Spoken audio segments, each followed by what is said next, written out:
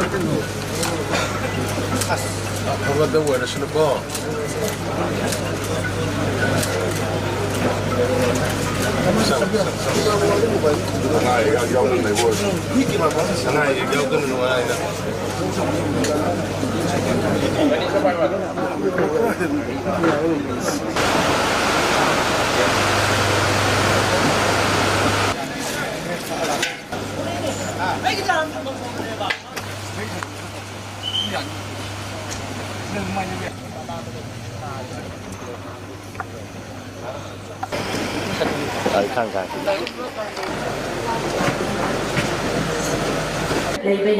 Manipur Sakana Sariba, temporary shelter homes for the displaced families. The city function city secrets will be able to make a sub Kimson, the city school, temporary, at least temporary shelter home. If violence, she will help the displaced persons in the period to the two now, and maybe for young issue, and the side about it. She's a very police way, no problem.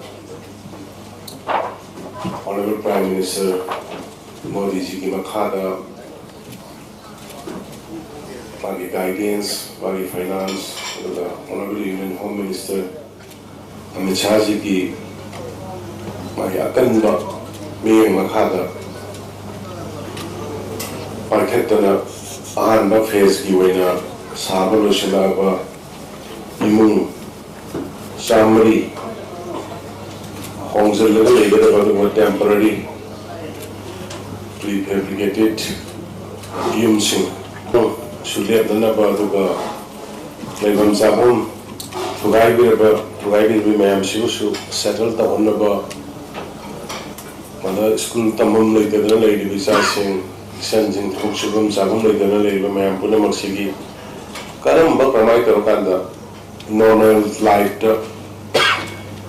Legate Haganekoi, Hiram Kayadekoi, Honorable Cabinet colleagues, Honorable MLA Mayam, Koi Hata Amada, Anira Numitini meeting Tauraga continuously a Koi, Toto had talked with a Koi, monitor Torgalapani and the Honor Galapani, single Madita Mani the Lady Ba, innocent Mayamama.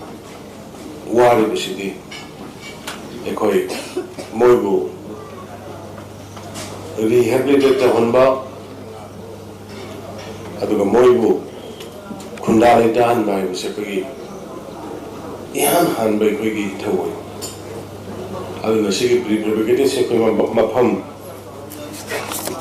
Nipanda, Sangat Sagat Pagi Quitaba, Tawani, Quata. Bishnupura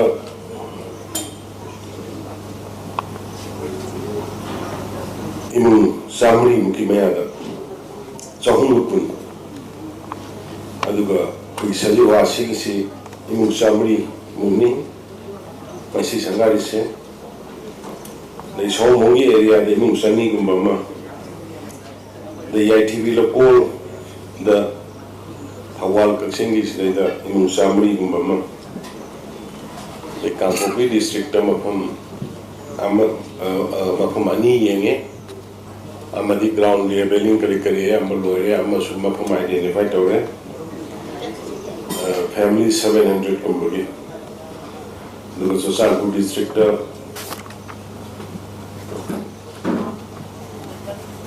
family 800 Kumbudi. I propose in see total costing a cycle home. Commissioner Engineer Zuhaile around 149 crores. Putem Abutombi, wife of P. Muhendro Dolaitabi.